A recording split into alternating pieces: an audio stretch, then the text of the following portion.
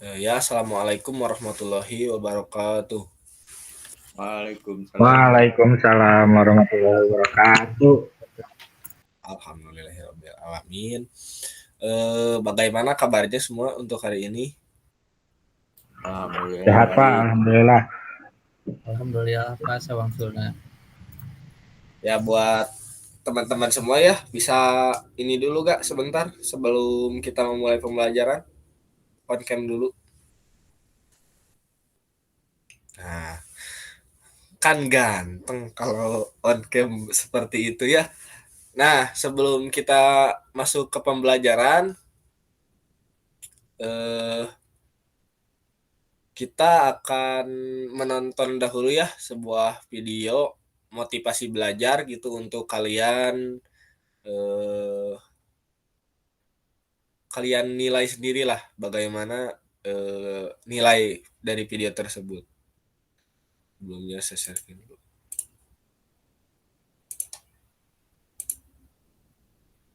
Sudah ada belum? Sudah Pak. Bentar.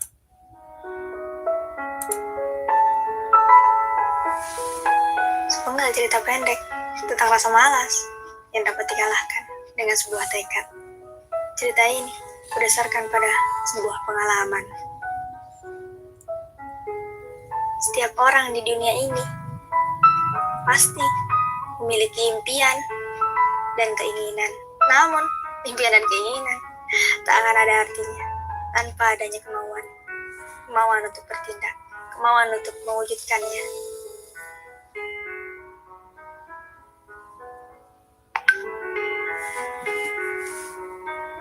Malas, mager katanya. Nanti aja. Besok aja ding. Terus menunda belajar dengan melakukan hal-hal yang tidak perlu.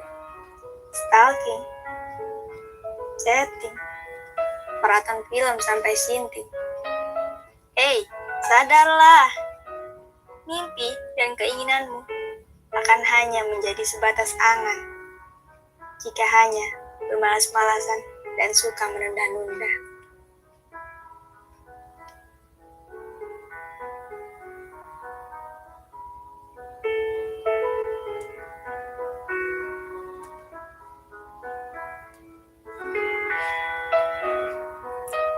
Belajar memang melelahkan dan membosankan. Tapi, lebih lelah mana dengan perjuangan orang tuamu yang membiayai sekolah dengan bekerja keras, yang ingin melihat anaknya lebih baik dan lebih berhasil darinya.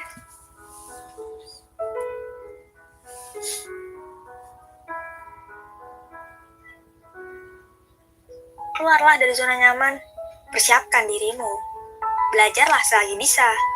Jangan menunggu kapan kamu bisa, tapi buatlah momen di mana kamu bisa belajar.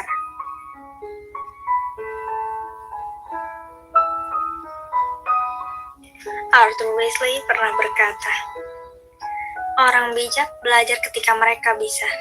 Orang bodoh belajar ketika mereka merasa terpaksa. Kenapa juga belajar harus merasa terpaksa? Kan nanti juga kalian yang akan merasakan hasil dari belajar tersebut.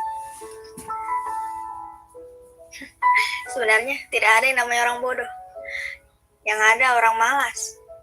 Orang pintar kalau malas lama-lama jadi bodoh. Tapi orang bodoh yang rajin lama-lama bisa menjadi pintar, bahkan mengalahkan orang pintar.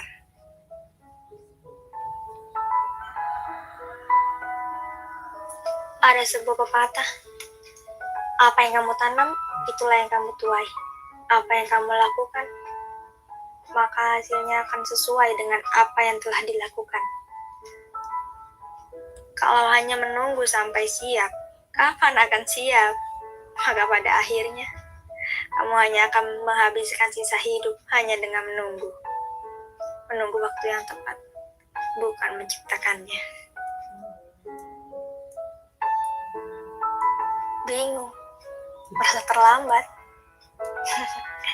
Tidak ada kata terlambat untuk belajar. selama kamu memiliki tekad.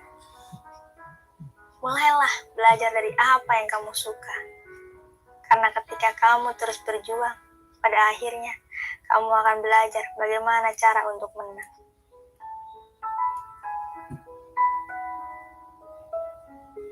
Jika tidak ingin orang lain memandangmu rendah, maka ubahlah dirimu menjadi seseorang yang tidak dapat direndahkan oleh orang lain. Kan hanya kamu yang bisa merubah dirimu sendiri, bukan orang lain. Orang lain tidak memiliki hak untuk merubah kamu, merubah apa yang kamu lakukan.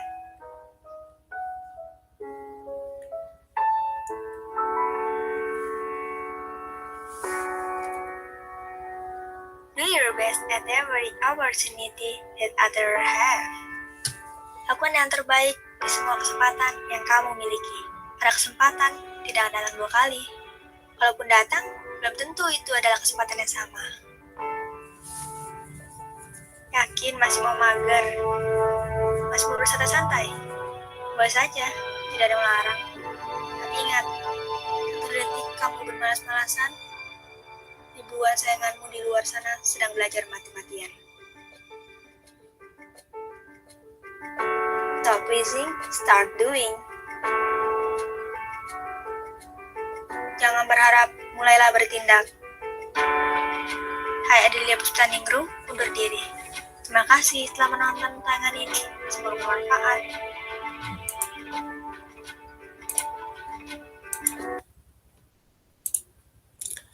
Ya, sudah ya. Mungkin kalian bisa menyimpulkan sendiri video yang tadi saya berikan. Kalian punya penilaian sendiri ya untuk masing-masing. Saya tahu untuk pembelajaran online ini mungkin susah ya, karena mungkin juga keterbatasan kita karena tidak bisa sekolah secara langsung.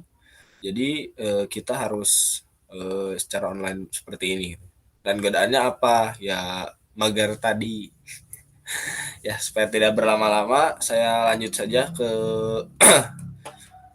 mulai ke materi ya. Sebelum materi saya akan menampilkan dulu silabus untuk pembelajaran kita hari ini. Sudah ada? Sudah, Pak.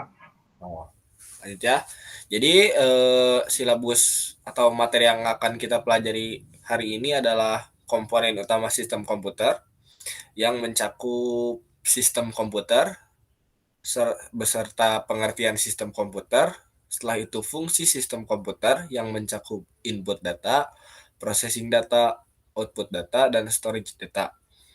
Dan untuk KD 3.2 ini diharapkan siswa dapat mendefinisikan sistem komputer, setelah itu siswa dapat mendefinisikan apa itu input data dan juga menjelaskan input data. Setelah itu siswa dapat mendefinisikan processing data dan menjelaskan processing data. Lalu siswa dapat mendefinisikan output data dan siswa dapat menjelaskan tentang output data. Setelah itu, siswa dapat mendefinisikan storage data dan siswa dapat menjelaskan storage data. Setelah itu, masuk ke hardware. Nah, di hardware ini sama juga ada pengertian, fungsi, serta jenis-jenis yang mencakup input device, processing device, output device, dan storage device. Untuk KD 3.3 ini diharapkan siswa dapat mendefinisikan apa itu hardware, setelah itu dapat menyebutkan fungsi dari hardware, menyebutkan jenis hardware, mendefinisikan input device, menyebutkan perangkat input device, mendefinisikan processing device, menyebutkan perangkat processing device, setelah itu mendefinisikan output device, dapat menyebutkan perangkat output device, dapat mendefinisikan storage device, dapat menyebutkan perangkat storage device, dan dapat menjelaskan secara keseluruhan tentang hardware ini. Lalu software, sama seperti hardware ya, masuk pengertian, fungsi, dan klasifikasinya. Untuk KD-nya hampir sama ya, seperti hardware tadi dan untuk terakhir siswa dapat menjelaskan kembali keseluruhan materi tentang software. Yang terakhir masuk ke brainware, ada pengertian, fungsi, macam-macam dan contoh-contohnya. Yang pasti siswa dapat mendefinisikan apa itu brainware, lalu siswa dapat menyebutkan fungsi brainware, siswa dapat menjelaskan fungsi brainware, siswa dapat menyebutkan macam-macam brainware dan siswa dapat menjelaskan apa sih macam-macam menyebutkan gitu, menjelaskan tentang brainware itu tadi brainware itu sendiri. Nah, yang terakhir kita akan mencoba gitu ya menerapkan apa sih menerapkan penerapan dari sistem komputer ini yang nantinya akan menjadi output seperti itu atau printan seperti itu.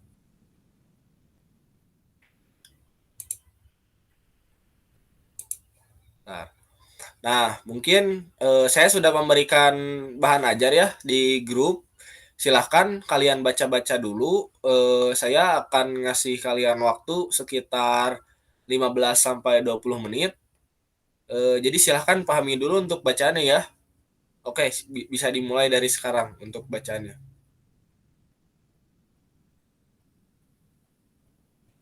Sebelum kita masuk ke materi yang saya ini, silahkan baca-baca dulu bahan ajar yang telah saya berikan.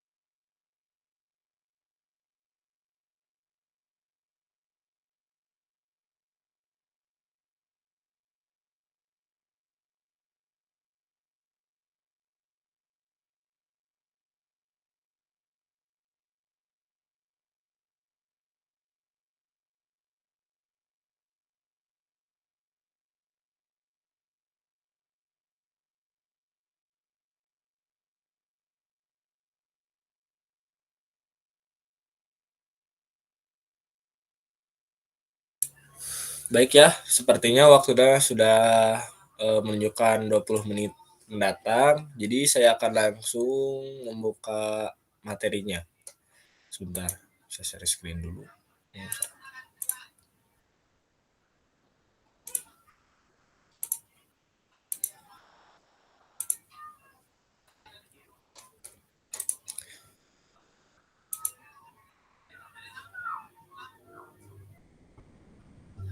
Nah, jadi materi yang akan kita bahas untuk hari ini adalah komponen utama sistem komputer.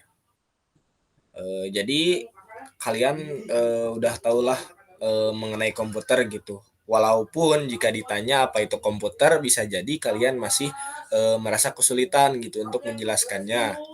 Dan juga kalian perlu ketahui bahwa komputer juga memiliki sebuah sistem untuk menjalankan perintah dan memproses data-data. Pada kesempatan kali ini, kita akan membahas mengenai sistem komputer beserta dengan pengertian dan komponen-komponennya sebagai berikut. Yang pertama, kita harus mengetahui dulu tentang pengertian sistem komputer itu sendiri ya. Jadi definisi dari sistem komputer itu adalah kumpulan perangkat-perangkat komputer yang saling berhubungan untuk berinteraksi satu sama lain untuk melakukan proses pengolahan data sehingga dapat menghasilkan informasi yang diharapkan oleh penggunanya. Setelah itu, perangkat yang terdapat pada sistem komputer diantaranya ada hardware, software, serta brainware. Ketiga komponen ini mempunyai peranan masing-masing, begitu pula fungsinya dalam sistem komputer untuk mengolah data. Lanjut. Nah, fungsi dari sistem komputer itu sendiri memiliki 4 fungsi utama ya dari sistem komputer itu. Yang pertama ada input data atau memasukkan data. Jadi tugas sistem komputer itu untuk memasukkan atau merekap data yang kalian masukkan. Setelah itu memproses data. Maksud memproses data itu memproses data yang kalian masukkan supaya menjadi sebuah data. Nah, setelah menginput atau memasukkan, processing data atau memproses, ada output data. Output data itu jadi data yang sudah kalian buat nanti itu akan menjadi sebuah keluaran atau menjadi sebuah data yang utuh seperti itu. Dan yang terakhir ada storage data atau penyimpanan data. Jadi data yang kalian buat itu bisa disimpan ya untuk kalian buka lagi nanti atau bagaimana untuk keperluan lainnya. Lanjut. Nah, di komponen-komponen dalam sistem komputer itu kita menemui 3 komponen utama yang ada dalam sistem komputer. Yang pertama ada hardware atau perangkat keras, setelah itu ada software atau perangkat lunak, dan brainware, yaitu pengguna atau kita sendiri sebagai manusia gitu. Nah, yang pertama kita akan membahas tentang hardware. Nah, apa sih hardware itu? Hardware itu adalah bagian dari komputer yang memiliki bentuk fisik. Jadi apa saja sih yang merupakan benda fisik dari komputer itu? Misalnya seperti monitor, keyboard, mouse, CPU, hard disk, printer, dan lain-lain. Dengan kata lain, maksud hardware di sini yaitu komponen komputer yang bisa dilihat dan dipegang gitu.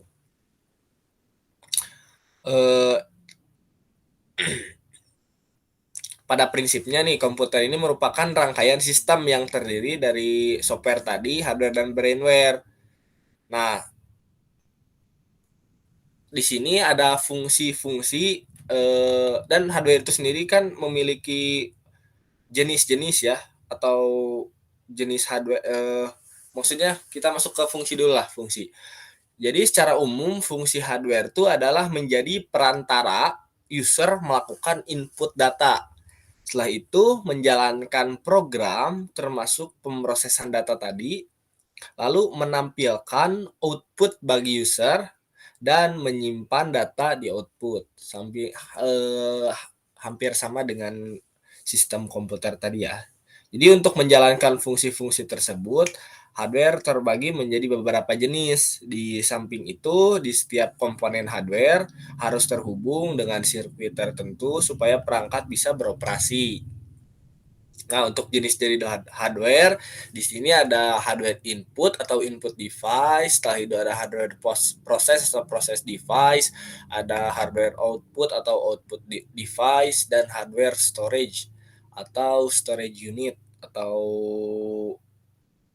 penyimpanan hardware ya, sama saja. Atau apa sih, kayak memori seperti itu. Ini saja untuk yang pertama ada hardware input. Apa sih hardware input? Jadi hardware input atau input device adalah perangkat yang user gunakan untuk melakukan input. Jadi komputer akan memproses data sesuai dengan input atau tindakan yang kalian lakukan di dalam program komputer. Dengan kata lain, perangkat ini tuh yang Anda gunakan untuk mengoperasikan program komputer. Nah, apa sih contoh dari hardware input ini atau dari input device ini yang masuk tuh dalam kategori input device itu ada keyboard, mouse, setelah itu joystick, scanner, mikrofon, touchpad, pentab, webcam, dan lain-lain. Untuk keyboard dan mouse atau touchpad itu termasuk perangkat input ya, perangkat input itu yang perannya paling krusial. Keberadaan keduanya pada perangkat ini sangat berpengaruh gitu terhadap fungsionalitas perangkat komputer.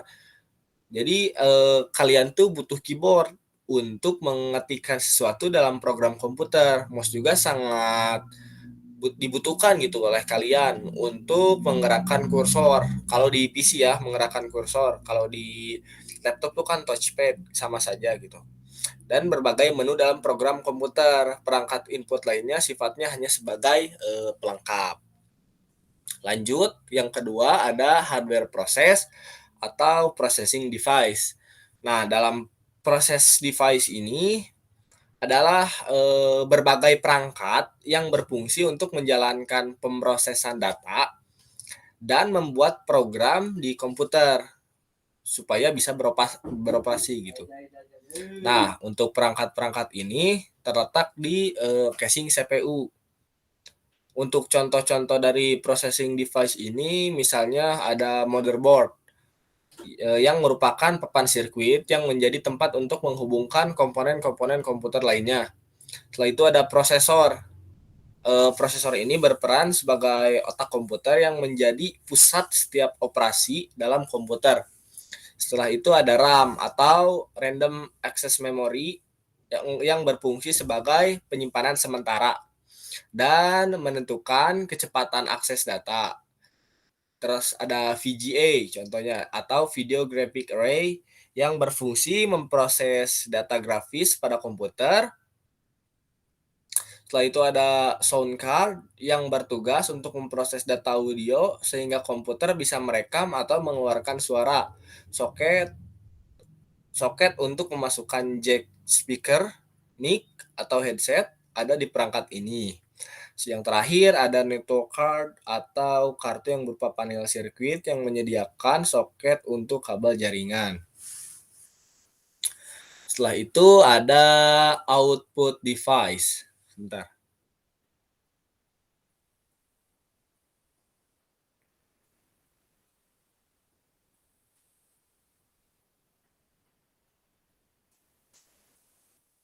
Nah, untuk output device ini merupakan perangkat yang akan menampilkan output pada komputer Anda. Jadi, output yang dihasilkan bisa berupa data digital maupun dokumen fisik. Nah, monitor merupakan output device yang paling utama. Tanpa adanya monitor, nih kalian nggak akan bisa gitu melihat atau mengoperasikan program komputer.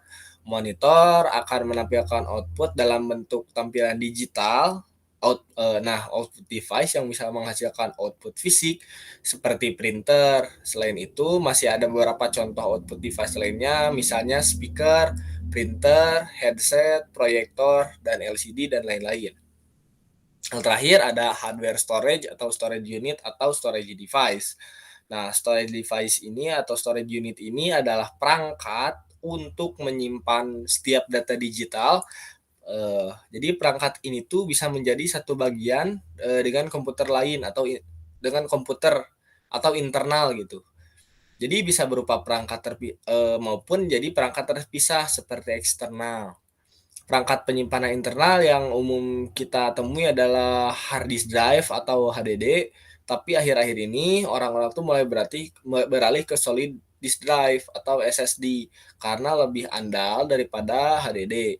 Untuk read atau write, SSD lebih jauh lebih cepat ya dari HDD. Dengan kata lain, perangkat ini bisa meningkatkan kinerja. Tapi kekurangannya kalau SSD itu lebih mahal gitu. Tapi fungsional lah, itu bagaimana kebutuhan usernya itu sendiri. Nah, sudah hardware, sudah masuk ke jenis-jenisnya, kita masuk ke software. Contoh dulu, maaf lupa. Nah, tadi kan sudah ada ya contoh untuk perangkat keras atau hardware itu yang contohnya seperti monitor, CPU, keyboard atau mouse, itu ada VGA, ada motherboard, ada memori atau RAM, sound card, power supply, prosesor, dan lain-lain. Setelah itu kita lanjut ke software atau perangkat lunak. Nah, software atau perangkat lunak disebut juga dengan software disebut juga dengan perangkat lunak seperti itu. Jadi merupakan kumpulan beberapa yang dieksekusi oleh mesin komputer dalam menjalankan pekerjaannya. Berbeda dengan hardware, software tidak memiliki bentuk fisik atau tidak bisa dipegang ya seperti itu. Setelah itu software dalam jenisnya itu dibagi menjadi 4.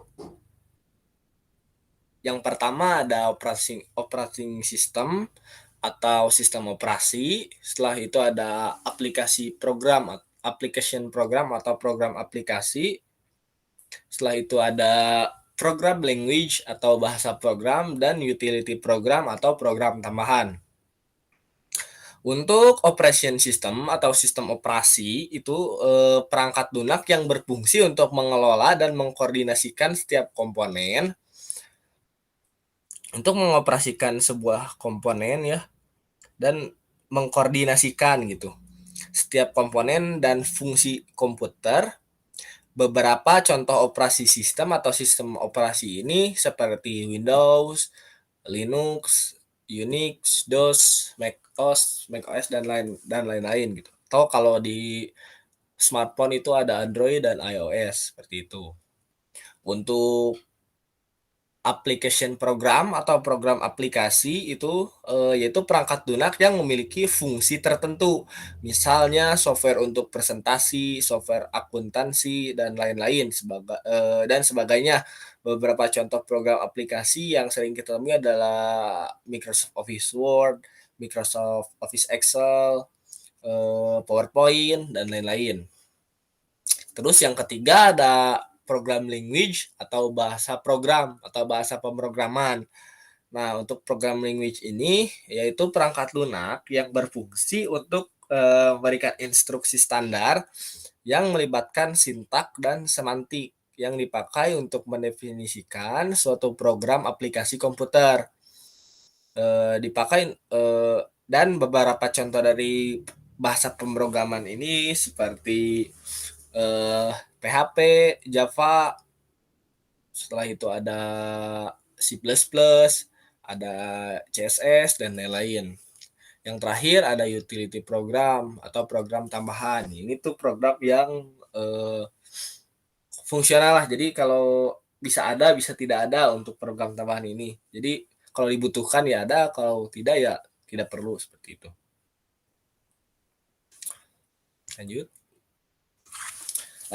Lanjut kita ke fungsi software. Yang pertama fungsi software adalah mengidentifikasi program gitu.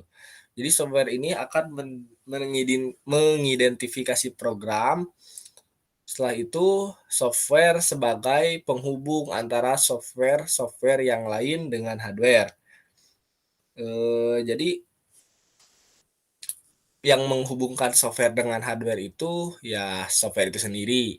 Setelah itu sebagai penerjemah terhadap software lain dan sebagai setiap instruksi ke dalam bahasa mesin sehingga dapat diterima oleh hardware. Setelah itu software menyediakan fungsi dasar kebutuhan komputer yang dapat dibagi menjadi sistem operasi atau sistem pendukung. Setelah itu software berfungsi dalam mengatur berbagai hardware untuk bekerja secara bersama-sama. Lanjut. Nah, untuk contoh dari software ini seperti yang tadi sudah ada ya, seperti di sini ada macOS, ada Linux, ada Windows. Untuk di sini ada iOS, ada Android, dan sebagainya. Setelah itu untuk bahasa atau aplikasi program, di sini ada Microsoft Office Word, PowerPoint, Excel, Photoshop. Kalau di game kalian mungkin tahu Dota ya, dan lain-lain. Setelah itu untuk bahasa program, di sini banyak ada Java, Ruby, C++, PHP, ada Python, ada HTML, Visual Basic, dan lain-lain. Lanjut. Nah, yang ketiga ada brainware gitu atau pengguna. Nah, brainware ini merupakan seorang manusia atau user tadi kan ya. Brainware itu merupakan user atau seorang manusia yang mampu menjelajah hardware maupun software pada komputer. Dalam sebuah sistem komputer, brainware memang tidak akan pernah bisa dipisahkan dari hardware dan software. Nah, jadi ini pada intinya brainware itu tuh seorang manusia gitu yang mampu menjalankan sistem komputer ini. Nah, contoh dari macam-macam brainware gitu. Kita akan masuk ke macam-macam brainware. Di sini ada operator komputer, teknisi, trainer, programmer, spesialis jaringan, sistem analis, dan lain-lain. Tapi untuk contoh yang lebih familiar gitu ya, untuk contohnya itu yang pertama ada netter atau yang kita bisa sebut netizen kalau sekarang. Jadi netter itu merupakan pengguna internet secara aktif untuk mencari informasi atau bisa digolongkan sebagai seorang individu yang memang menggunakan internet, kelompok, perusahaan, ataupun organisasi. Setelah itu ada EDP departemen atau EDP departemen itu merupakan salah satu bagian perusahaan yang dikenal sebagai departemen IT. EDP departemen ini dikenal sebagai pengolah data elektronik yang dimiliki oleh sebuah perusahaan. Nah, metode yang digunakan dibuat otomatis untuk mengolah data menggunakan kecanggihan teknologi. Terakhir ada network system. Network system merupakan sebuah sistem operasi yang tugasnya untuk menangani sebuah sistem pada jaringan komputer. Nah, sistem operasi ini terdiri dari banyak layanan yang menunjukkan tujuan untuk memberikan pelayanan maksimal terhadap pengguna komputer. Setelah itu, nah untuk macam-macam ini sebenarnya banyak ya, tapi yang utama tuh ada benar.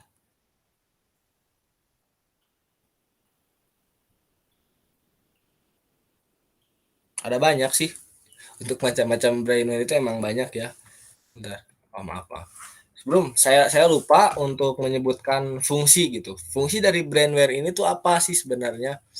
Yang pertama, fungsi utama dari brainware itu sebagai programmer ya, programmer. Kenapa programmer? Karena programmer adalah seorang yang memiliki keahlian dalam bahasa program tadi atau dalam program language untuk membuat sebuah program. Nah, program yang dibuat program yang biasanya sangat dibutuhkan dalam sistem komputerisasi itu sendiri. Jadi programmer harus mampu dan menguasai tentang berbagai program pada komputer lainnya. Setelah itu ada administrator. Jadi administrator tuh bekerja sebagai orang yang mengelola sebuah sistem pada komputer maupun jaringan komputer. Dengan adanya administrator, maka sistem yang ada menjadi lebih baik dan jelas rules-nya. Yang terakhir ada operator. Operator merupakan orang yang menjalankan sebuah sistem atau program dan termasuk merawatnya. Serta itu sistem dan program yang dijadikan sebuah penggunaan perangkat komputer. Contoh tugasnya adalah menyiapkan data yang nantinya bisa diakses baik dalam perusahaan maupun pribadi. Terakhir, di sini ada hubungan ya antara hardware, software, dan brainware itu sendiri. Nah, untuk hardware atau perangkat keras komputer. Apabila tanpa software, maka komputer hanyalah sebuah mesin yang tidak berguna. Dalam arti tanpa adanya hardware juga komputer tidak bisa berguna karena mereka itu berhubungan ya. Setelah itu, mengapa mereka software kalau tidak ada software tidak akan berguna karena software tercipta untuk menulis fungsionalitas pada komputer tersebut sehingga terciptalah sebuah komputer yang memiliki fungsi yang untuk digunakan. Setelah itu apabila hardware dan software komputer telah tercipta, apabila tidak ada brainware atau pengguna untuk mengoperasikan, maka komputer hanya sebuah mesin yang tidak memiliki fungsi atau tidak bisa beroperasi karena tidak ada yang mengoperasikannya ya. Jadi kesimpulannya untuk hubungan hardware, software, dan brainware itu merupakan elemen atau fondasi yang penting untuk membangun sebuah komputer yang memiliki fungsionalitas bagi pengguna. Nah, untuk materi kita hari ini mungkin hanya segitu ya untuk pemateriannya. Setelah itu kita akan masuk ke penerapannya.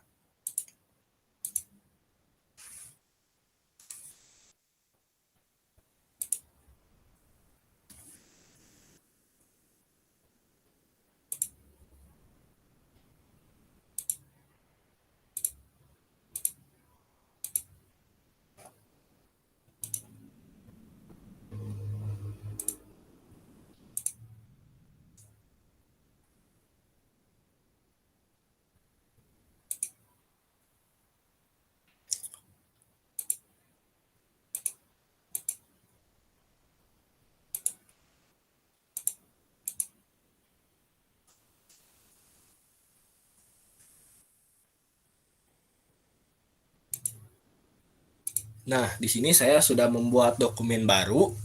Di sini kita akan sedikit menjabarkan tentang penerapan dari semua tadi. Nah, yang pertama kita tuh kan menggunakan komponen dulu ya. Untuk kita mengetik itu diperlukan keyboard, mouse untuk menggeserkan kursor. Nah, keyboard dan mouse itu tadi kan merupakan hardware input. Jadi dibulatkan saja ya untuk keyboard dan mouse ini kita bisa sebut mereka tuh hardware gitu. Nah, setelah itu kita menggunakan Microsoft Office Word yang tentu Microsoft Office Word ini merupakan sebuah program aplikasi yang merupakan software itu sendiri. Setelah itu nanti kita akan print out. Kalau print out kan menggunakan printer. Tadinya sih untuk praktek ini harusnya kita tuh di lab gitu, tapi karena mungkin kita sedang pandemi, jadi saya akan merepresentasikannya di sini. Contoh di sini kita akan menulis ya tentang sistem komputer tadi saja. Apa sih contoh? Kita tulis sistem komputer merupakan kumpulan perangkat komputer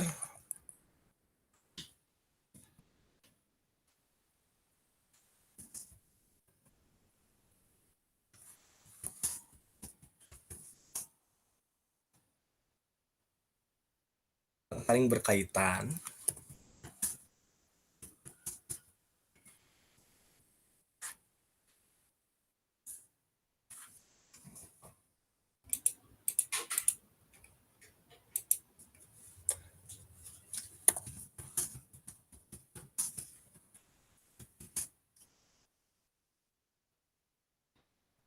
dan berinteraksi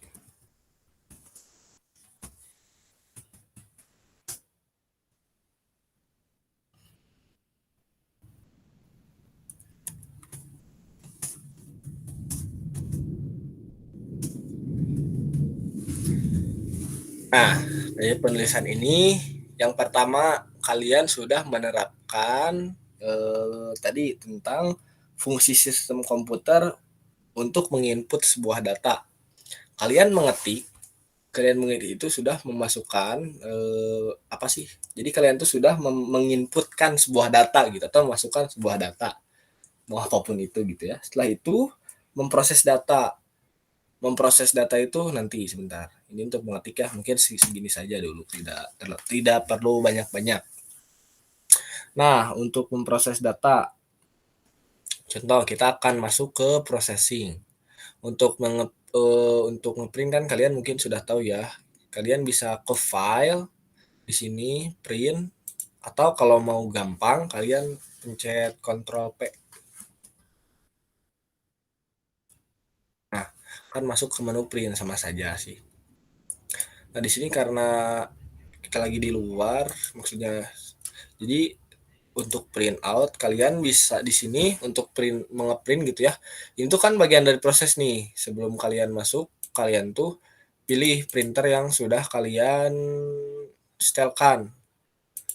Contoh di sini saya sebenarnya udah ada ya Epson L22 seri seperti itu. Tinggal print. Tapi kebetulan lagi tidak ada jadi saya di sini akan hanya apa sih mempresentasikannya saja atau memberi gambaran saja untuk kalian. Setelah itu di sini ada print all page atau semua halaman kalau kita membuat halaman yang banyak. Di sini untuk sebenarnya sih untuk apa sih untuk kalian sendiri gitu. Di sini apabila kita page di sini apabila kalian mempunyai 5 halaman contoh, tapi kalian ingin mengeprint halaman 2 dan 4 saja. Kalian tinggal tulis di sini 2,4. Nanti yang terprint hanya halaman 2 dan 4. Di sini ada pilihan ya, print all page atau print current page atau custom print. Di sini ada banyak. Setelah itu ada portrait orientation. Di sini untuk pengeprintannya kalian mau portrait atau landscape, mau panjang atau lebar lah seperti itu. Nah, ini di sini ada ukuran kertas. Di sini ada ukuran kertasnya seperti A4 yang sering kita kenal A5, A6, B5, F4 dan sebagainya. Contoh saya di sini pakai F4 ya. Di sini untuk margin. Ini margin bebas ya, kalian mau pakai atau mau custom juga tidak apa-apa. Setelah itu contoh kalian print.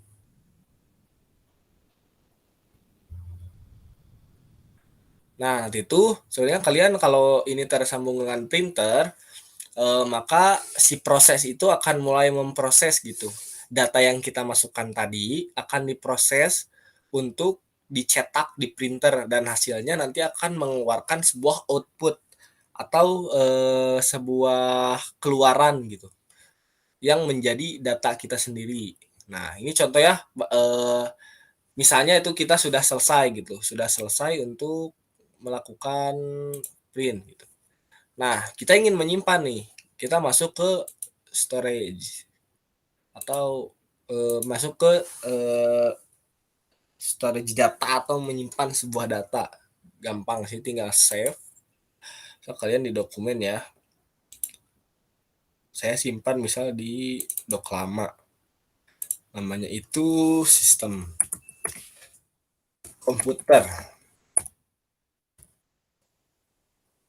Nah, maka data kalian tuh sudah tersimpan di sini gitu. Misal kita close untuk data ini.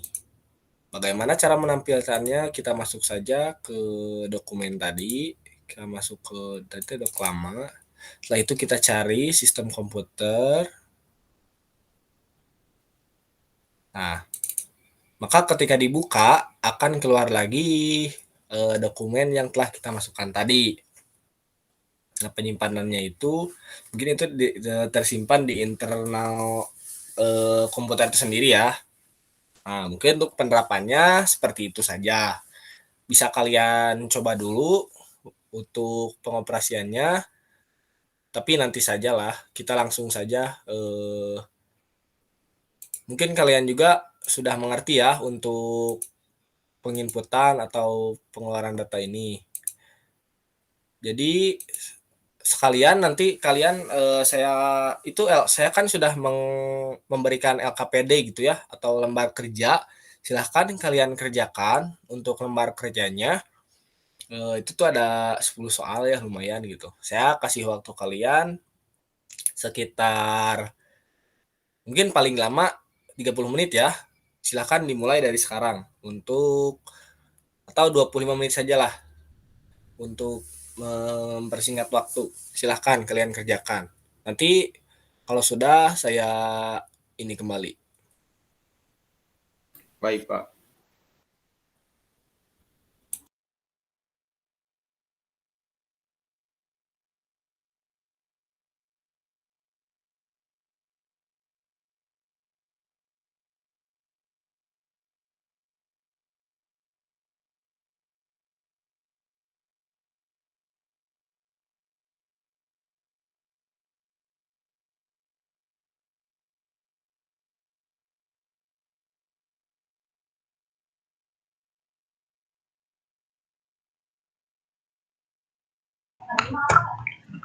Pak, saya ingin bertanya, Pak.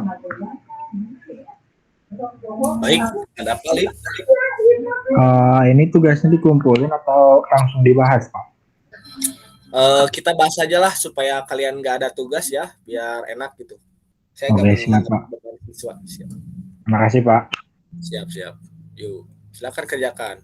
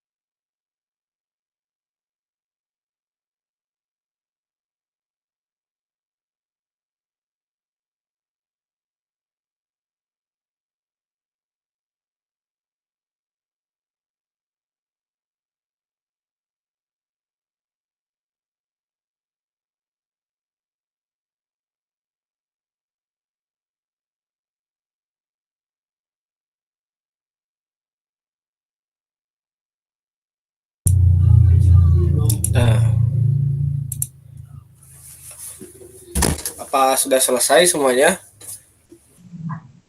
Sudah, Pak. Pak. Ya, baik. Nah, langsung ya untuk membahas soal yang pertama. Langsung saja kita ke siapa dulu? Mau siapa dulu? Alif dulu lah ya. Oh, Alif. Ya. Nomor 1, coba jelaskan apa itu sistem komputer. Ya, baik. Jadi untuk sistem komputer itu yang saya temukan, jadi sistem komputer itu merupakan sekumpulan perangkat komputer yang saling berkaitan dan berinteraksi antara satu sama lain untuk menjalankan sebuah proses pengolahan data. Nah, sehingga dapat menghasilkan suatu informasi yang sangat dibutuhkan oleh penggunanya. Lalu perangkat-perangkat yang terdapat di dalam sebuah sistem komputer juga yaitu terdiri dari hardware, software, dan brainware. Mungkin sekian pada untuk nomor 1. Ya. Langsung Alif sampai nomor 3 ya. Kamu yang jawab. Oh ya, siap-siap. Jadi untuk nomor 2 itu fungsi dari sistem komputer. Nah, untuk fungsinya sendiri itu yang pertama ada menginput sebuah data, yang kedua itu ada memproses sebuah data, yang ketiga menghasilkan sebuah data, dan yang keempat itu menyimpan sebuah data. Nah, untuk nomor 3 komponen sistem komputer. Nah, di dalamnya itu ada hardware, software, dan brainware. Sekian, Pak. Ya, boleh. Setelah itu Abizar, ada Abizar? Ada Pak Hadir. Boleh nomor 4 sama nomor 5. Ya baik, untuk nomor 4 itu jelaskan apa itu hardware dan fungsinya. Nah, untuk hardware sendiri itu adalah bagian dari komputer yang memiliki bentuk fisik, misalnya monitor, keyboard, mouse, CPU, hard disk, printer, dan masih banyak yang lainnya. Nah, dengan kata lain itu, maksud dari hardware itu komponen komputer yang bisa Anda lihat dan dipegang gitu. Nah, untuk fungsinya sendiri yaitu untuk menjadi perantara user untuk melakukan input. Yang kedua, menjalankan program termasuk pemrosesan data. Yang ketiga, menampilkan output bagi user. Yang keempat, menyimpan data output. Nah, untuk menjalankan fungsi-fungsi di atas, hardware itu terbagi menjadi beberapa jenis. Nah, di samping itu, setiap jenis komponen hardware itu harus terhubung dalam sirkuit tertentu supaya perangkat komputer bisa beroperasi. Nah, lalu yang nomor 5 itu sebutkan jenis-jenis hardware beserta contohnya. Nah, yang pertama itu adalah input device. Nah, input device itu perangkat user atau brainware yang digunakan untuk melakukan input. Jadi, proses komputer akan memproses data sesuai dengan input atau tindakan yang Anda lakukan di dalam program komputer. Nah, contohnya itu misalnya hardware yang termasuk dalam input device itu ada keyboard, mouse, mikrofon, scanner, ada webcam, nah dan lain-lain. Nah, keyboard dan mouse ini termasuk dalam perangkat input yang perannya paling krusial. Keberadaan kedua perangkat ini sangat berpengaruh terhadap fungsionalitas perangkat komputer.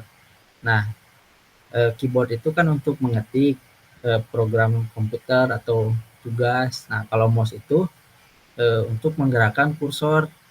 Lalu yang kedua ada processing device.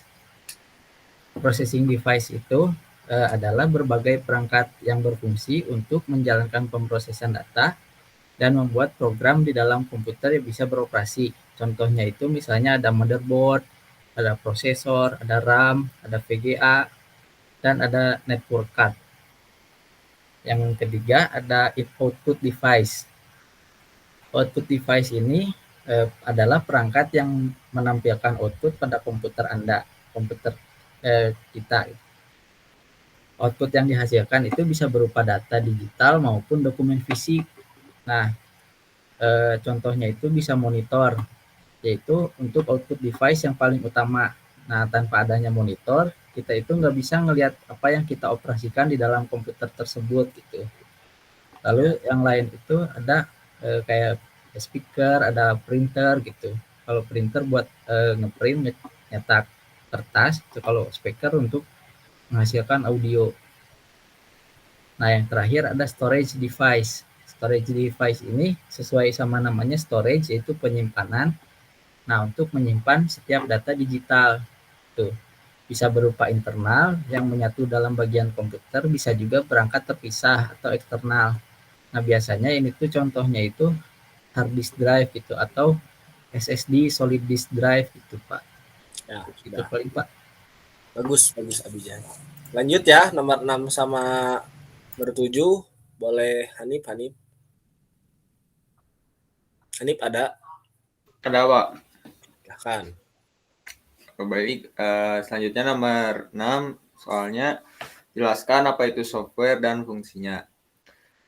Software adalah suatu bagian dari sistem komputer yang tidak memiliki wujud fisik dan tidak terlihat karena merupakan sekumpulan data elektronik yang disimpan dan diatur oleh komputer berupa program dan dapat menjalankan suatu perintah. Lalu untuk fungsinya, software secara umum yaitu yang pertama menyediakan fungsi dasar dari sebuah komputer sehingga dapat dioperasikan.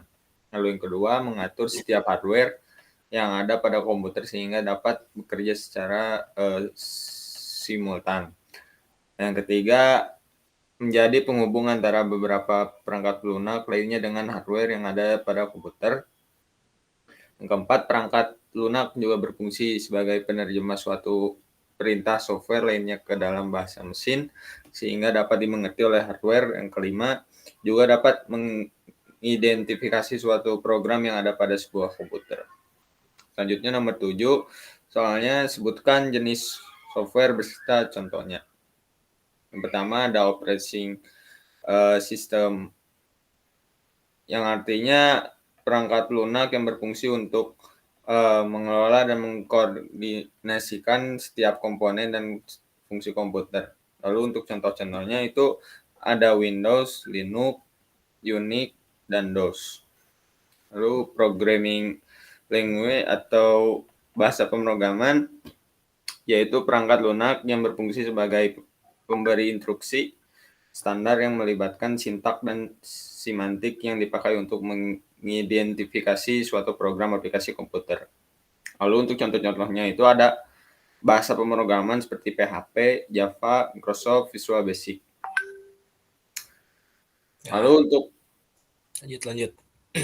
soal nomor 8 yaitu jelaskan apa itu brainware beserta fungsinya. Nah, jawabannya itu jadi intinya brainware itu merupakan orang manusia yang mampu menjelajah hardware maupun software pada komputer. Jadi dalam sebuah sistem komputer, brainware memang tidak akan pernah bisa dipisahkan dari hardware dan software. Jadi fungsi brainware itu bisa mengetahui berbagai hal tentang apa itu brainware, dan itu seperti programmer, administrator, operator. Ya, itu lebih ke coba untuk nomor 9, Abijar bisa nggak nomor 9? Ya, boleh, Pak.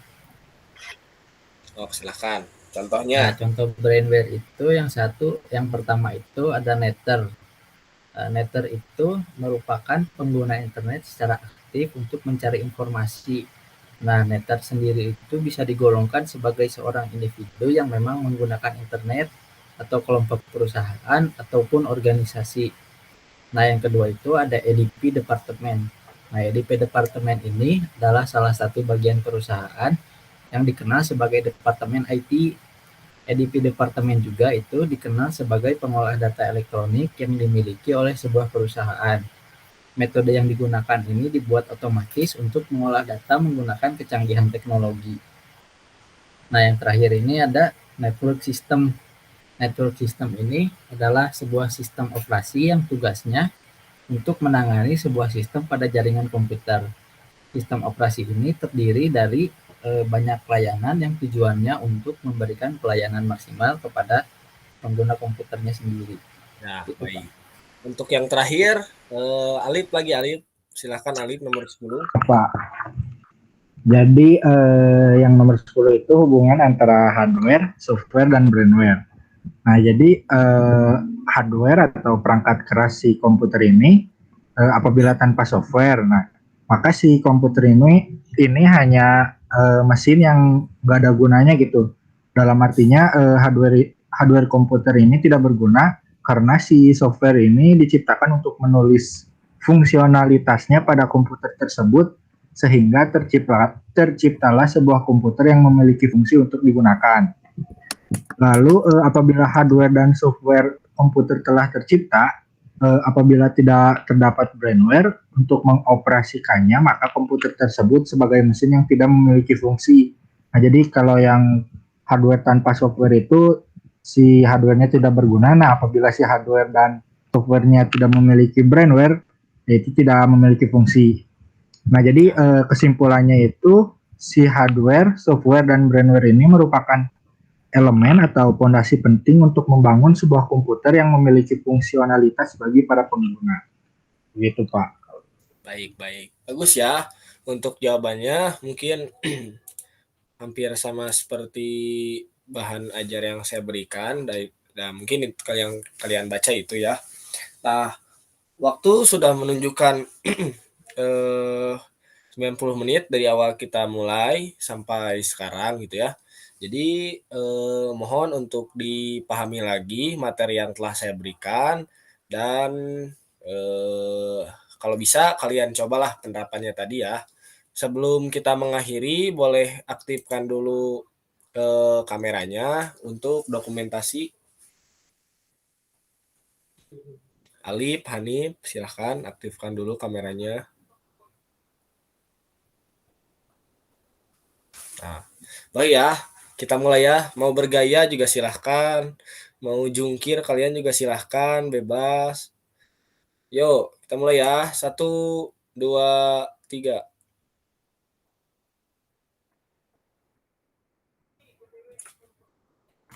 Boleh, Abizar, boleh bantu foto gak, Abizar? Bentar. Ya, Pak.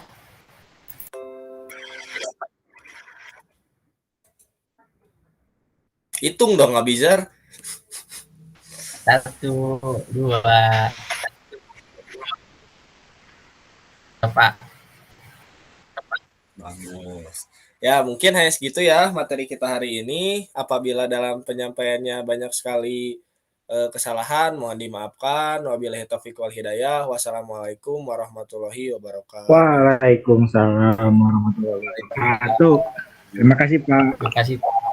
Terima kasih, Pak. Ya, sebentar.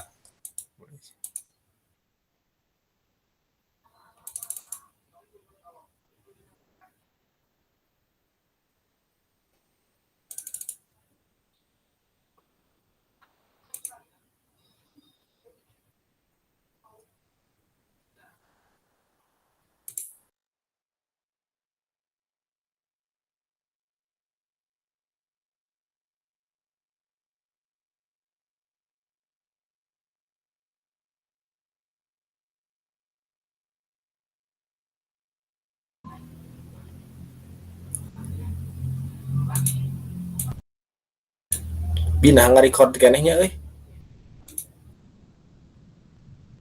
Eta paru manula recordnya stop record. Ya di record kan. Baik.